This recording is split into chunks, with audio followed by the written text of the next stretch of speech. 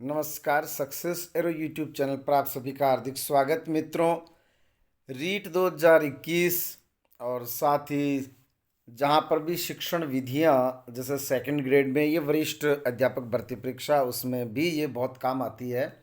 भाषा शिक्षण के उपागम जो रीट 2021 के सिलेबस में यूनिट फर्स्ट में दूसरा जो टॉपिक है, पहला टॉपिक जहाँ शिक्षण विधियाँ लिखा हुआ है और दूसरा टॉपिक उसमें लिखा हुआ है भाषा शिक्षण के उपागम। आइए समझते हैं सबसे पहले कि उपागम क्या है। उपागम का शाब्दिक अर्थ पास आना, निकट आना। ये क्या पास आना, क्या निकट आना, थोड़ा सा इसके बारे में समझते हैं। जब कोई एक बालक को अध्यापक उसे कुछ सिखाना चाहता है तो वो उसके पास जाएगा, निकट जाएगा। तो पास जाएगा, निकट जाएगा तो कुछ शिक्षण बिंदु सहित, कुछ शिक्षण सामग्री सहित वो वहाँ उसके पास जाएगा और जो शिक्षण सामग्री वो लेकर के जाता है वही उपागम कहलाता है। अर्थात जब आप किसी से बात करने का प्रयास करते हैं तो आपको उसके पास या निकट जाना पड़ता है। शिक्षण के अर्थ में एक अध्यापक बालक के निकट जाकर अध्ययन करवाता है। उपागम से तात्पर्य उन क्रियाकलापों, पहला महत्वपूर्ण शब्द, उन क्रियाकलापों जिनको वो करवाता है, अध्यापक करवाता है, तो उन क्रियाकलापों या दृष्टिकोण से है जिसमें यह निश्चित होता है कि कौन से स्तर पर शिक्षण के कौन से तरीके अधिक प्रभावशाली सिद्ध होते हैं। फॉर एग्जाम्पल, तीसरी क्लास में जब अध्यापक जाता है तो वो अ, उसे कुछ पढ़ाना है तो हो सकता है वो मैप लेकर के जाए, नक्शा लेकर के गया। आठवीं क्लास में गए अध्यापक तो ग्लोब लेकर के गए।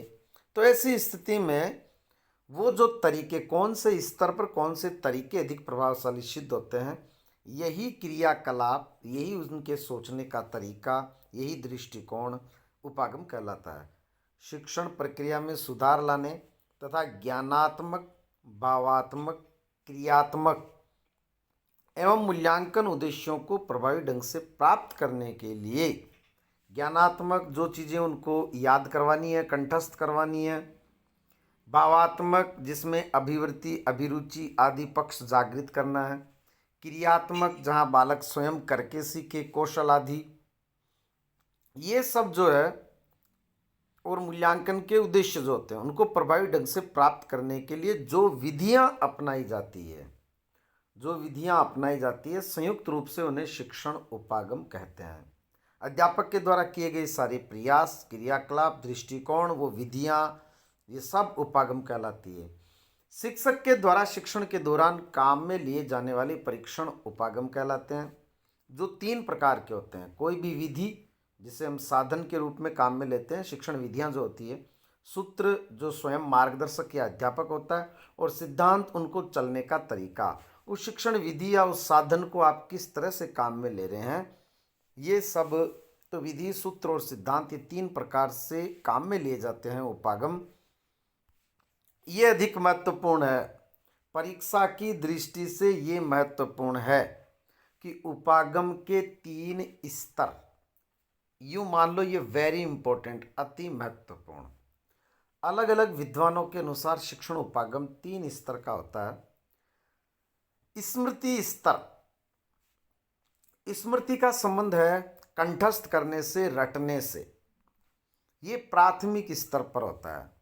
ऐसा उपागम जो प्राथमिक स्तर के लिए काम में लिया जाता है वो स्मृति स्तर का होता है।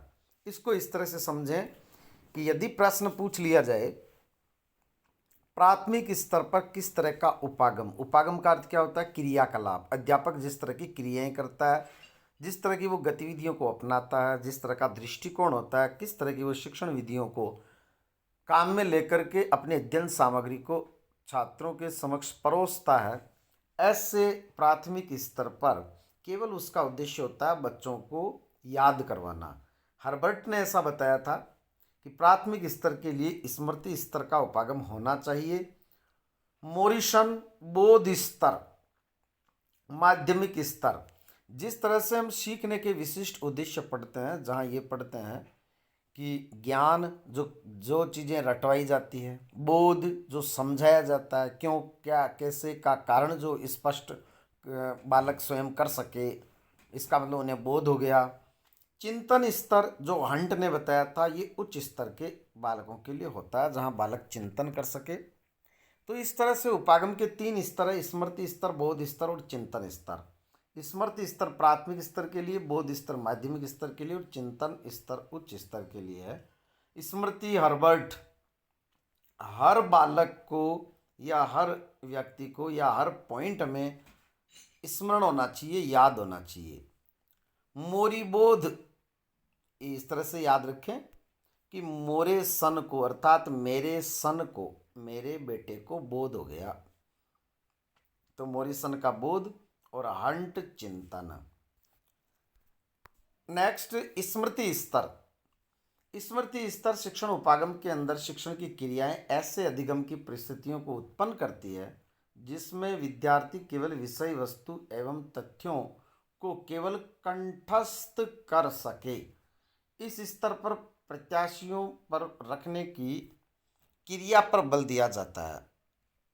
ये प्रत्याशियों पर ये जो है वो गलत छप गया है, प्रत्यास्मरण, इसकी जगह शब्द है प्रत्यास्मरण, अर्थात ये केवल याद रखने की क्रिया पर यहाँ बल दिया जाता है, कंठस्थ करने पर। इस स्तर का ज्ञान पाए बिना बोध एवं चिंतन स्तर ठीक का यह नहीं कर सकते, अर्थात ठीक तरह से नहीं कर सकते। बिना प्रत्यास्मरण के बोध एवं चिंतन ठीक तरह से नहीं कर सकते। वहाँ आंकड़ों की आवश्यकता होती है चिंतन करने के लिए, अतः ये चिंतन व बोध स्तर के लिए एक आधारशिला प्रदान करता है।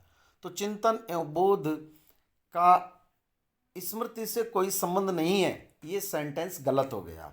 उनका संबंध है, बिना स्मृति के बोध एवं चिंतन नहीं किया जा सकता, इसलिए ये उसके लिए आधारशिला का काम करता है। नेक्स्ट बोध स्तर। बोध स्तर के लिए आवश्यक है, बोध स्तर शिक्षण के लिए आवश्यक है कि स्मृति स्तर पर शिक्षण पूरा हो चुका हो, इसके बिना बोध स्तर शिक्षण सफल नहीं हो सकता। कुछ इस तरह की जो त्रुटियां हैं उनको नज़रअंदाज करें। बोध स्तर शिक्षण के लिए आवश्यक है कि स्मृति स्तर पर शिक्षण पूरा हो चुका है, इसके बिना बोध स्तर शिक्षण सफल नहीं हो सकता। बोध स्तर पर छात्रों को सामान्यीकरण सिद्धांतों तथा तत्वों का बोध करवाया जाता है। अब ये देखें, ये शब्द जो है वो इम्पोर्टेंट है, सामान्यीकरण तथा तत्वों का बोध। मोरिसन द्वारा विकसित इस प्रतिमान में अर्थ का प्रत्यक्षीकरण, विचारों का बोध, गहनता से परिचित प्रकृति एवं स्वभाव को समझाना, भाषा में प्रयुक्त होने वाले अर्थ को समझाना, तथ्यों को स्पष्ट प्रकट करना तथा उन्हें अनुभूत करवाना आदि समाहित है। कौन से प्रश्न बनेंगे इसमें से वो देखें। यदि किसी बालक को सामान्यीकरण करवाया जा रहा है, नियम बताए जा रहे हैं, कोई सिद्धांत बताया जा रहा है, किसी विषय के तत्व बताए जा रहे हैं, यदि जो प्रतिमान है मॉडल उसमें यदि अर्थ का प्रत्यक्षीकरण हो रहा है, विचारों का बोध हो रहा है, जब प्रश्न आएगा तो लैंग्वेज इसी तरह से आएगी कि ये एक बालक जिसको प्रत्यक्षीकरण विचार से अवगत करवाया जा रहा है, तो यह है कौन सा उपागम का कौन सा स्तर है। यदि गहनता से परिचित हो रहा है, उस विषय की प्रकृति को समझाया जा रहा है, उसके स्वभाव को समझाया जा रहा है, गणित का क्या स्वभाव है, क्या प्रकृति है, भाषा में प्रयुक्त होने वाले अर्थ जो हैं उनको समझाया जा रहा है कि किसी भी शब्द का किस वाक्य में क्या अर्थ स्पष्ट हो रहा है। ऐसा यदि इस तथ्यों को स्पष्ट प्रकट करवाया जा रहा है, उन्हें अनुभूत वो कर रहा है, तो वह कौन से स्तर पर है, तो वह बोध स्तर पर है। नेक्स्ट, चिंतन अथवा विमर्श स्तर। चिंतन स्तर का ही दूसरा नाम है विमर्श स्तर, जहाँ बालक आपस में विचारों का विमर्श कर सके, तर्क वितर्क कर सके, चिंतन कर सके, वाद विवाद कर सके। चिंतन मानव का स्वाभाविक गुण है। इस स्तर पर शिक्षक अपने छात्रों में चिंतन, तर्क, कल्पना शक्ति को बढ़ाता है। तो अगर कल्पना कहीं सेंटेंस इस तरह से आ जाए कि कि बालक अपनी कल्पना के माध्यम से इस तरह से किसी भी पात्र का चरित्र चित्रण कर सकता है, किसी भी पात्र के बारे में बता सकता है, या वो विज्ञान के किसी विषय के बारे में कल्पना करके वो उत्तर दे रहा है, इसका मतलब वो चिंतन स्तर के उपागम पर है, जिससे बाद में उपागम के माध्यम से अपनी समस्याओं का समाधान कर पाते हैं। इस स्तर में विषय वस्तु के संबंध में आलोचनात्मक दृष्टिकोण, ये शब्द इंपॉर्टेंट है, अपनाते हुए बालक सीखे हुए तथ्यों की जांच करता है। तो जांच करना और नवीन तथ्यों की खोज करना, ये सब चिंतन स्तर का विषय है। चिंतन स्तर के स्तर में चिंतन करना, तर्क करना, कल्पना शक्ति को बढ़ाना, समस्याओं का समाधान करना, आलोचनात्मक दृष्टिकोण अपनाना, तथ्यों की जांच करना और नवीन तथ्यों की खोज करना, ये सब चिंतन अर्थात विमर्श स्तर का उपागम है। ध्यातव्य है, परीक्षा की दृष्टि से बीएस ब्लूम अमेरिका के विद्वान का मूल्यांकन उपागम अति महत्वपूर्ण है। ये शिकागो विश्वविद्यालय के बीएस ब्लूम ने शिक्षण प्रक्रिया को त्रिआयामी प्रक्रिया के रूप में सबसे पहले व्यक्त किया, जिसके 3 आयाम हैं। इस उपागम से उद्देश्यों की प्राप्ति का निर्धारण किया जाता है कि हमें कौन से उद्देश्यों को प्राप्त करना है, इस बालक को क्या सिखाना है। ब्लूम के उद्देश्यों की प्राप्ति किस स्तर पर हुई है, इसका निर्धारण करना ही मूल्यांकन है। ब्लूम ने जो ये बताया था कि उद्देश्यों की प्राप्ति किस स्तर पर हुई है, उसका यदि निर्धारण हो गया उसे ही मूल्यांकन कहा जाता है। अर्थात इस उपागम में मूल्यांकन पर सर्वाधिक ध्यान दिया जाता है, अतः इसे मूल्यांकन उपागम कहते हैं, जो निम्नानुसार है। इसे मूल्यांकन उपागम कहा जाता है। ये बीएस ब्लूम का जो शिकागो विश्वविद्यालय में थे, त्रिआयामी प्रक्रिया थी ये, और उद्देश्यों की प्राप्ति किस स्तर पर हुई है इसका निर्धारण करना ही मूल्यांकन है, और मूल्यांकन पर इस पर सर्वाधिक ध्यान दिया जाता है, इसलिए इसे मूल्यांकन उपागम कहते हैं। ये बीएस ब्लूम का, ये देखें आप, उद्देश्यों का निर्धारण, किसी बालक में क्या उसे सिखाना है, इस उद्देश्यों का निर्धारण, लेकिन व्यवहारगत परिवर्तनों का निर्धारण कि उसमें अभी कौन से व्यवहार हैं, किस तरह का वो व्यवहार करता है, और उसके व्यवहार का जो परिवर्तन हुआ है उसका मूल्यांकन करना कि उसमें क्या क्या चेंजेस हुए हैं और हमें क्या क्या चेंजेस करने हैं। ये उद्देश्यों का निर्धारण, हुए क्या क्या हैं उनका मूल्यांकन करना, क्या क्या चेंजेस करने हैं, और अधिगम के अनुभव प्रदान करना, और फिर जो उसे सिखाना है वो किस विधि से एक अध्यापक सिखाएगा, अपने अनुभव उसे वो प्रदान करेगा। ये तीनों चीज़ें एक दूसरे की पूरक है। तो ये था ब्लूम का मूल्यांकन उपागम। नेक्स्ट, भाषा दक्षता का विकास, ये तीसरा पॉइंट है यूनिट फर्स्ट में। भाषा दक्षता, यदि कोई बालक व्याकरण के अनुसार अब शब्दों को प्रयोग करना सीख गया, इसका मतलब वो भाषा में दक्ष है। इस भाषा दक्षता के विकास में भाषा सीखने के जो सोपान हैं, किस तरह से, सबसे पहले क्या होता है, फिर उसके बाद में क्या होता है, फिर ऐसा क्या होता है कि वो भाषा में दक्ष हो जाता है, तो इसके चरण ये है। सबसे पहले बालक में जिज्ञासा होती है कि ये वस्तु क्या है, इसका नाम क्या है, या इस वस्तु को, क्योंकि वो सुनता है किसी न किसी के, जब वो सुनता है तो उसे जिज्ञासा होती है कि इन्होंने इसका उच्चारण क्या किया, फिर वो उसका अनुकरण करता है, फिर बार बार उसका अभ्यास करके वो दक्ष बनता है। तो ये जिज्ञासा, अनुकरण और अभ्यास, ये 3 भाषा दक्षता के लिए, भाषा विकास के जो है वो सोपान है। बालक जीवन में नवीन दृश्य घटनाएं देखता है, सुनता है, तब उस संबंध में जानने की उसकी इच्छा रहती है। जिज्ञासा की पूर्ति के लिए वह सांकेतिक भाषा में अपनी जिज्ञासा प्रकट करता है। तत्पश्चात किसी अन्य के द्वारा जिज्ञासा प्रकट करता है, तत्पश्चात किसी अन्य के द्वारा उच्चरित जो शब्द होते हैं उनको सुनकर उनका अनुकरण करता है। धीरे धीरे अभ्यास के माध्यम से वह भाषा में दक्ष बनता है। भाषा के मुख्यतः 5 अंग हैं। अब देखें, ये थे भाषा के 3 सोपान, भाषा विकास के 3 सोपान। और ये है भाषा के 5 अंग। नंबर 1, शब्द भंडार। सबसे पहले उसके पास एक एक शब्द जमा होते हैं। जब बालक छोटा होता है तो वो दूध, पानी, चाय, चॉकलेट, बिस्किट, इस तरह से एक एक शब्द सीखता जाता है। फिर वाक्य विन्यास, चॉकलेट लूँगा, दूध पीऊँगा, इस तरह से वो तार भाषा जिसको बोलते हैं, जिसमें एक संज्ञा एक क्रिया होती है। ऐसे शब्दों को वो जब जहाँ उसे पता होता है कि पहले मुझे संज्ञा बोलना है, पीऊँगा चाय ऐसे नहीं बोल करके वो चाय पीऊँगा ऐसे बोलता है, तो ये वाक्य विन्यास वो सीखता है। फिर अभिव्यक्ति, उनको प्रकट करना एक उचित आरोह अवरोह पूर्वक, जैसे क्रोध के समय किस तरह से बोला जाता है, या निवेदन के समय किस तरह से, अपनी बात को मनवा करने के लिए किस तरह से वो रोते हुए बोलता है, तो उस समय पूर्णतया निवेदन पूर्वक की गई भाषा जिसमें करुणा होती है। तो क्रोध में, ओज में, हास्य में किस तरह से अभिव्यक्ति की जाती है। वाचन, वाचन से तात्पर्य है वो किस तरह से उसको पढ़ता है और फिर किस तरह से उसे लिखना सीखता है। जिस तरह से हम सुनना, बोलना, पढ़ना और लिखना, ये जो क्रम होता है, तो पढ़ना, वाचन करना और फिर लिपि, उसको संकेतों में प्रकट करना, लिखना सीखता है। इस तरह से भाषा के 5 मुख्यतः अंग हैं। शब्द भंडार की यदि बात करें तो 1 वर्ष के बालक का शब्दकोश 3 शब्द होते हैं।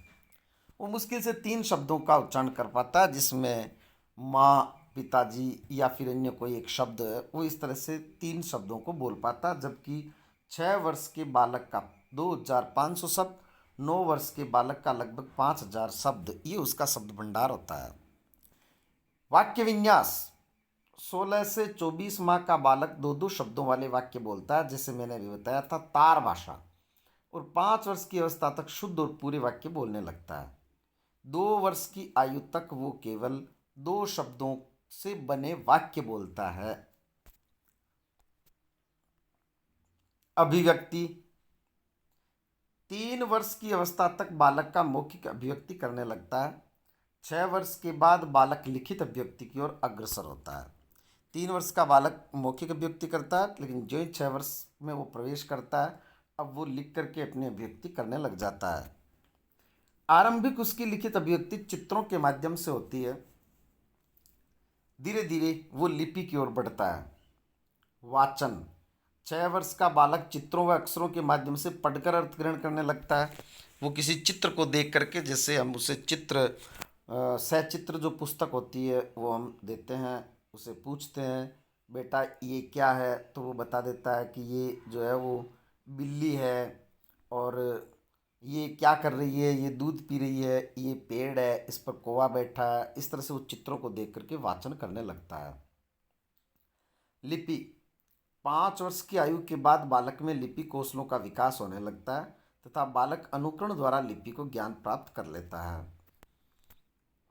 नेक्स्ट, भाषा के विकास की विभिन्न अवस्थाएं।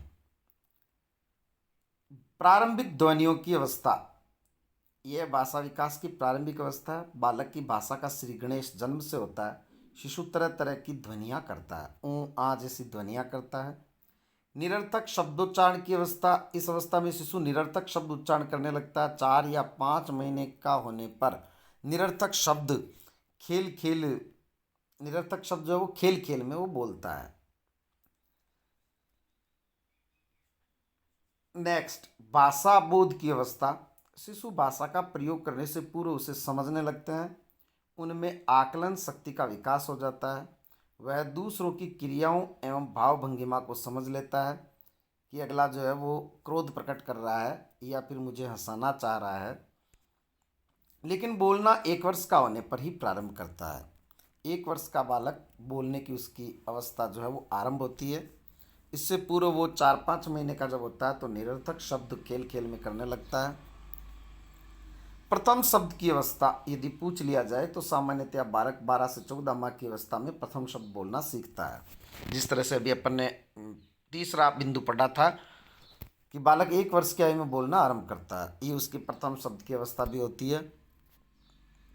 शब्द वाक्य की अवस्था, प्रथम वर्ष के समाप्त होने के बाद बालक शब्दों से वाक्य बनाने का प्रयास करने लगता है। यह वाक्य एक या दो शब्दों के होते हैं। प्रथम 18 महीने में बालक संज्ञा शब्दों का ज़्यादा प्रयोग करता है, जैसे चाय, चॉकलेट, बिस्किट, दूध, पानी। ये सब जो है, खिलौना, ये सभी शब्द संज्ञा शब्द हैं। 2 वर्ष की आयु में वह क्रियाओं एवं सर्वनाम शब्दों का अधिक प्रयोग करता है। फिर उसके साथ वो चाय पीऊँगा, खाना खाऊँगा, दूध पीऊँगा, चॉकलेट खाऊँगा, खेलूँगा, इस तरह के शब्दों को प्रयोग करने लगता है। विशिष्ट शब्दावली की अवस्था। जब बालक 3 वर्ष का हो जाता है तब उसमें विशिष्ट शब्दावली का विकास होने लगता है। छोटी आयु के बालकों को आदर सूचक शब्दों जैसे आइए, बैठिए सिखाने से सीख जाते हैं। विभिन्न रंगों को पहचानने लगते हैं। संख्याओं का ज्ञान होने लगता है। समय संबंधित शब्द, धन संबंधित शब्द सीख जाते हैं। सुबह, दोपहर, शाम, इस तरह के वो शब्दों से परिचित होने लगते हैं। आरंभिक ये समय सूचक जो शब्द होते हैं वो इस तरह का होता है जो स्थूल होता है, सूक्ष्म नहीं, कि 4 बजे हैं, 5 बजे हैं, कि तुझे चॉकलेट में 1 घंटे बाद दूंगा, उसको वो नहीं समझेंगे। लेकिन शाम को, दोपहर को, सुबह को, इस तरह से वो समझने लग जाते हैं। इसी तरह से रंगों को पहचानने लगते हैं। उन्हें संख्याओं का ज्ञान भी स्थूल होता है, सूक्ष्म नहीं होता है, लेकिन बड़ा ज्ञान, तुझे बहुत सारी दूंगा, थोड़ी दूंगा, ये कम है, ये ज़्यादा है, इस तरह का अनिश्चित संख्याओं का ज्ञान उसे होने लगता है। वाक्य प्रयोग की अवस्था। बालक 2 वर्ष का होता है तब वह 2 शब्दों के वाक्यों को बोलना प्रारंभ करता है, और ये उसके वाक्य की अवस्था होती है। 3 वर्ष का होने पर कुछ बड़े बच्चों ये है, कुछ बड़े वाक्यों को बोलता है। 3 वर्ष का होने पर कुछ बड़े वाक्यों को वो बोलने लगता है। हिंदी भाषा सीखने का क्रम। हिंदी भाषा सीखने का जो क्रम होता है वो हिंदी भाषा में सीखने का क्रम हम सब जानते हैं, ध्वनि संकेतों से आरंभ होता है। ये ध्वनि संकेत वर्ण कहलाते हैं, और फिर वर्णों का समूह शब्द, और शब्दों का समूह वाक्य। तो इस तरह से वर्ण, शब्द, वाक्य। यदि यहाँ ध्वनि लिखा जाता तो हम सबसे पहले लिखते इस तरह से, ध्वनि, फिर वर्ण, फिर शब्द, फिर वाक्य। भाषा शिक्षण के सिद्धांत। भाषा शिक्षण के सिद्धांत है स्वाभाविकता का सिद्धांत। बालक स्वभाव से बोलना सीखता है। अगर प्रश्न पूछ लिया जाए कि बोलना सिखाया नहीं जाता, बोलना स्वाभाविक क्रिया है, और सुनकर तथा बोलकर उसका विकास करता है वो। भाषा मनुष्य की स्वाभाविक शक्ति है। अनुकरण का सिद्धांत। भाषा अनुकरण से सीखी जाती है। हमारे माता पिता हमारे सामने चाय को चाय, दूध को दूध और पानी को पानी बोलते थे, इसलिए हमने पानी को पानी कहना शुरू कर दिया। अगर वो पानी को दूध और दूध को चाय कहते तो हम पानी को दूध कहना शुरू कर देते कि दूध पिलाओ, मुझे प्यास लगी है। भाषा शिक्षण में अनुकरण का विशेष महत्व है। शिशु अवस्था से ही बालक की अनुकरण प्रवृत्ति विकसित होने लगती है और किशोर अवस्था तक परिलक्षित होती है। इस तरह से अनुकरण के माध्यम से वो सीखता है। शिक्षण सूत्रों के प्रयोग का सिद्धांत। एक अच्छा शिक्षक वही है, या एक अच्छा शिक्षण वही है जिसमें शिक्षण सूत्र प्रभावी एवं सरल हो, जैसे ज्ञात से अज्ञात की ओर, मूर्त से अमूर्त की ओर, सरल से कठिन की ओर, पूर्ण से अंश की ओर, विश्लेषण से संश्लेषण की ओर, विशेष से सामान्य की ओर, उदाहरण से नियमों की ओर। इन सभी को समझने के लिए पूर्व का आप वीडियो देखें जिसमें आगमन निगमन विधि हमने पढ़ा था। तो ये भाषा जो होती है वो इन शिक्षण सूत्रों का अनुसरण करती हुई, अर्थात एक भाषा सीखने के लिए इस तरह से अगर चला जाए तो भाषा को जल्दी सीखा जा सकता है। स्वतंत्रता का सिद्धांत। स्वतंत्र वातावरण में सीखने के लिए बालक को अत्यधिक प्रयत्न करने की आवश्यकता नहीं होती है। स्वतंत्र वातावरण में बालक सीखने में सरलता का एहसास करता है। एक इंग्लैंड में जन्म लेने वाला बच्चा अंग्रेजी सहज ही सीख जाता है। एक भारतीय परिवेश में पला बड़ा बच्चा हिंदी काफ़ी ढंग से और अच्छे से वो बोल पाता है। वो स्वतंत्र रूप से अनुकरण करता हुआ सीखता है। मौखिक एवं लेखन कार्य का सिद्धांत। सबसे पहले बालक बोलना सीखता है, अतः भाषा शिक्षण में मौखिक कार्य को प्राथमिकता देनी चाहिए, क्योंकि जैसा हम जानते हैं सुनना, बोलना, पढ़ना, लिखना ये क्रम होता है। तो सबसे पहले सुनना और बोलना सीखे, फिर वो पढ़ना और लिखना। तो मौखिक कार्य को पहले प्राथमिकता दी जानी चाहिए। बोलने और लिखने में सामंजस्य का सिद्धांत, अर्थात बोलने और लिखने में सामंजस्य होता है, जैसा बोला जाता है वैसा ही लिखा जाता है। तो भाषा इस तरह से, ये भी उसका एक सिद्धांत है। व्यक्तिगत विभिन्नता का सिद्धांत, प्राचीन काल से ही शिक्षा आयु के अनुसार दी जाती रही है। इससे इस बात की पुष्टि होती है कि प्रत्येक बालक अपनी योग्यता, अभिरुचि, स्वभाव, शारीरिक एवं बौद्धिक क्षमता आदि में अन्य बालकों से भिन्न होता है तथा उसके अनुसार अपनी क्षमता का विकास करता है। तो जैसी उसकी व्यक्तिगत विभिन्नता होती है, व्यक्तिगत योग्यताएं होती है, उसी के अनुसार उनको शिक्षा दी जानी चाहिए। क्रियाशीलता का सिद्धांत, इस सिद्धांत के अंतर्गत कोई भी बालक अथवा अध्यापक जितना सक्रिय होगा, जितना क्रियाशील होगा, उतना ही भाषा का विकास कर पाएगा। जितना वो भिन्न भिन्न लोगों से वार्ता करता है, एक बालक जो अपने कक्षा अध्यापक से, अपने प्रिंसिपल से, बाहर से कोई आए हुए ग्रामीण से, अपने घर जाकर माता पिता से, मित्रों से, जितना मुखर होकर के वो बात करता है, उतना ही उसमें भाषा का विकास होता है। फिर जितनी वो पुस्तकों का अध्ययन करता है, विभिन्न नाटक, कहानी, एकांकी, उपन्यास, यात्रावृत्त, संस्मरण, ये सब पढ़ता है, उतना ही उसका भाषा ज्ञान बढ़ता है। तो जितनी क्रियाशीलता, उतना ही भाषा का विकास। अभ्यास का सिद्धांत, भाषा एक कौशल है और इसका विकास अभ्यास पर निर्भर है। सभी बातें एक दूसरे की पूरक है। जो जितना क्रियाशील होगा, उतना ही वो अभ्यास करेगा, उतना ही भाषा को सीखेगा। तो क्रियाशीलता का सिद्धांत भी है, अभ्यास का सिद्धांत भी है। भाषा में दक्षता प्राप्त करने हेतु शिक्षण प्रतिमान की भाषा में दक्षता प्राप्त करने हेतु शिक्षण प्रतिमान की संकल्पना आवश्यक है। शिक्षण प्रतिमान को समझना आवश्यक होता है। क्या होता है शिक्षण प्रतिमान? तो देखते हैं। शिक्षण प्रतिमान के निम्नलिखित आधारभूत तत्व होते हैं। सबसे पहले आप ये समझें कि शिक्षण प्रतिमान क्या था। प्रतिमान किसे कहते हैं? प्रतिमान होता है एक मॉडल। मॉडल जो हम ताजमहल का बनाते हैं, ऐसा मॉडल नहीं। यहाँ मॉडल का अर्थ है एक मानस में जो बिंब बनता है, वो मॉडल। किसी भी वस्तु के प्रति जब नाम लेते ही उसकी जो इमेज बनती है, वो प्रतिमान। तो देखें, शिक्षण प्रतिमान से तात्पर्य शिक्षण में कक्षा कक्ष के बातों को प्रभावी, सजीव व रुचिकर बनाने के लिए शिक्षण की एक रूपरेखा तैयार करना है।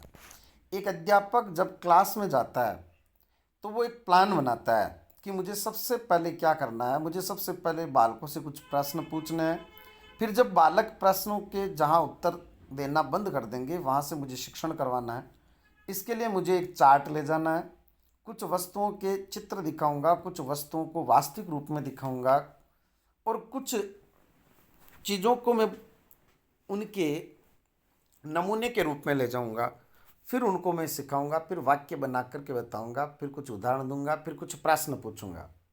ये हो गया मॉडल, ये हो गया प्रतिमान। तो शिक्षण प्रतिमान से तात्पर्य शिक्षण में कक्षा कक्ष के बातों को प्रभावी, सजीव और रुचिकर बनाने के लिए शिक्षण की एक रूपरेखा तैयार करना है।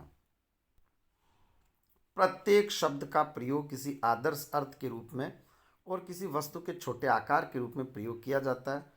किसी आदर्श को सामने लाकर छात्रों को आदर्श का अनुकरण द्वारा ग्रहण कराने का प्रतिमान द्वारा प्रयास किया जाता है, जिन्हें शिक्षण प्रतिमान कहा जाता है। फॉर एग्जाम्पल, यदि कविता पढ़ाई जा रही है तो सबसे पहले अध्यापक उसका वाचन करके, चूंकि ये कविता एक ओज रस से संबंधित है, तो ओज रस में किस तरह से वाचन किया जाएगा, ऐसा आदर्श वाचन अध्यापक के द्वारा करवा करके फिर उसका अनुकरण करवाया जाएगा। यही शिक्षण प्रतिमान है। ये उसने जो योजना बनाई, ये शिक्षण प्रतिमान है। शिक्षण प्रतिमान के निम्नलिखित आधारभूत तत्व होते हैं। नंबर 1, उद्देश्य। वह बिंदु जिसके लिए प्रतिमान विकसित किया जाता है, उसी प्रकार की क्षमताओं तथा योग्यताओं के विकास के लिए जो लक्ष्य और उद्देश्य प्रयत्नशील रहते हैं। तो जो शिक्षण एक प्रतिमान बनाता है, अर्थात यूँ समझे एक विधि, एक पाठ योजना बना कर के वो कक्षा में जाता है, उसका कोई न कोई उद्देश्य होता है। यदि ईद का पाठ पढ़ा रहा है तो उसका उद्देश्य क्या है? हामिद ने चिमटा कितने पैसे में खरीदा? 3 पैसे में। ये इसका उद्देश्य नहीं है। बच्चों को ये सिखाना उद्देश्य नहीं है। ये जीवन में कहीं काम नहीं आएगा। वो 3 पैसे में खरीदता है या 4 पैसे में खरीदता है, उससे कोई मतलब नहीं है। मतलब इस बात से है कि 7वीं क्लास में यदि ये पाठ है तो 7वीं क्लास में लगभग 11-12 साल के बच्चे होते हैं। इसका मतलब 11-12 साल के बच्चों में त्याग की भावना आ जानी चाहिए। ये उसका उद्देश्य है कि बच्चों में हामिद के माध्यम से मुझे ये सिखाना है कि आप में भी त्याग भावना होनी चाहिए अपने परिजनों के प्रति। संरचना, इसके अंतर्गत शिक्षण क्रियाओं एवं युक्तियों की व्यवस्था का क्रम निर्धारित किया जाता है कि सबसे पहले मैं कौन सी क्रिया करूँगा, फिर मैं चार्ट मुझे कब दिखाना है, कब मुझे प्रश्न पूछने हैं। सामाजिक प्रणाली, छात्र एवं शिक्षक की क्रियाओं एवं उनके आपसी संबंधों का निर्धारण सोपान में किया जाता है। इस सामाजिक प्रणाली में कि शिक्षक और शिक्षक और विद्यार्थियों के बीच में किस तरह की अंतःक्रिया होगी, कब कब होगी। तो कि इस समय मुझे प्रश्न पूछने हैं, इस समय मुझे उनको लिखवाना है, मुझे उनका चेक करना है, ये सामाजिक प्रणाली कहलाती है। तो ये भी एक प्रतिमान का, शिक्षण प्रतिमान का एक सोपान, एक तत्व है। मूल्यांकन या सहायक प्रणाली। तो मूल्यांकन या सहायक प्रणाली क्या होती है? यह पता लगाना एक विद्यार्थी ने शिक्षण के उद्देश्य किस सीमा तक प्राप्त किए हैं। ये मूल्यांकन वो प्रश्नोत्तर के माध्यम से करता है, तो ये मूल्यांकन सहायक प्रणाली में आता है। इस तरह से इसके जो 4 तत्व प्रतिमान के, नंबर 1 उद्देश्य, नंबर 2 संरचना, नंबर 3 सामाजिक प्रणाली। संरचना में शिक्षण क्रियाएं और युक्तियों का क्रम निर्धारित करेगा वो, कि मुझे पहले क्या करना है, फिर क्या करना है, फिर क्या करना है, जिस तरह से पाठ योजना में हम क्रम बनाते हैं। सामाजिक प्रणाली, जिसके अंदर कौन कौन सी अंतःक्रियाएं होगी। और नेक्स्ट मूल्यांकन या सहायक प्रणाली। ये थे हमारे कुछ बिंदु जिनको हमने फर्स्ट यूनिट आज हमारी कंप्लीट हुई है। उसके बाद में सेकंड यूनिट देखेंगे कुछ प्रश्नों के साथ। हिंदी में मूल्यांकन का प्रयोजन क्या है, विषय की जांच करना, अगली कक्षा में क्रमोन्नत करना, भाषा के प्रति रुचि उत्पन्न करना या लिपि का सही ज्ञान होना।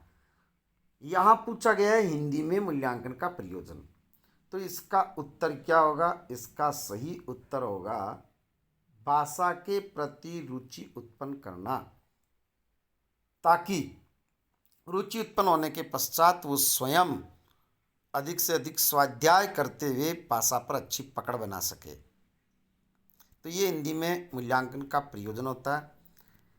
सुनकर अर्थ ग्रहण करने की योग्यता प्राप्त करने का उद्देश्य क्या है? सुनकर अर्थ ग्रहण करना, ये ऐसी जो योग्यता होती है, इसका उद्देश्य क्या होता है? तो अर्थ ग्रहण करना कौन सी चीज में आएगा? भावात्मक में, कौशलात्मक में, ज्ञानात्मक में या रागात्मक में? तो सुनकर के अर्थ ग्रहण करने की जो योग्यता होती है वो आएगी ज्ञानात्मक में। तो इस तरह से प्रश्न पूछे जाते हैं, उनका हमें उत्तर देना चाहिए। मूल्यांकन में निष्पक्षता बनाए रखने के लिए प्रश्न होने चाहिए। तो मूल्यांकन में निष्पक्ष वो कब होंगे? जब प्रश्न वस्तुनिष्ठ प्रश्न होंगे, ऐसी स्थिति में मूल्यांकन निष्पक्ष होगा। जैसा कि हम सब जानते हैं, वस्तुनिष्ठ प्रश्न जो होता है वो उसका मूल्यांकन निष्पक्ष हो सकता है। बाकी इन प्रश्नों का उनकी जांच करते समय अध्यापक के मूड, उसकी मनोदशा, उसके ज्ञान आदि सब का प्रभाव पड़ सकता है। नेक्स्ट, मूल्यांकन प्रक्रिया को त्रिकोणात्मक रूप से किसके द्वारा प्रदर्शित किया गया था? तो जैसा कि हमने पढ़ा था, ब्लूम के द्वारा मूल्यांकन प्रक्रिया को त्रिकोणात्मक रूप से ब्लूम के द्वारा प्रदर्शित किया गया था। हर्बर्ट की पंचपदी का पद नहीं है। हर्बर्ट ने जो अपने पंचपद बताए थे, जिसमें प्रस्तावना बताया था, प्रस्तुतिकरण, तुलना करना, लेकिन पुनरावृत्ति नहीं बताया। ये हर्बर्ट की पंचपदी में नहीं है पुनरावृत्ति। तो ये प्रस्तावना, प्रस्तुतिकरण और तुलना ये हैं। विद्यार्थियों, इस तरह से जो नए साथी हैं सब्सक्राइब जरूर करें, कमेंट करके अपने सुझाव जरूर दें। आपको वीडियो में क्या कमी नज़र आई, या आपको क्या, आपकी क्या अपेक्षा है, क्या चाहते हैं आप, किस तरह की क्लास हो जो आपके लिए अधिक उपयोगी हो, इस तरह के सुझाव जरूर दें। धन्यवाद।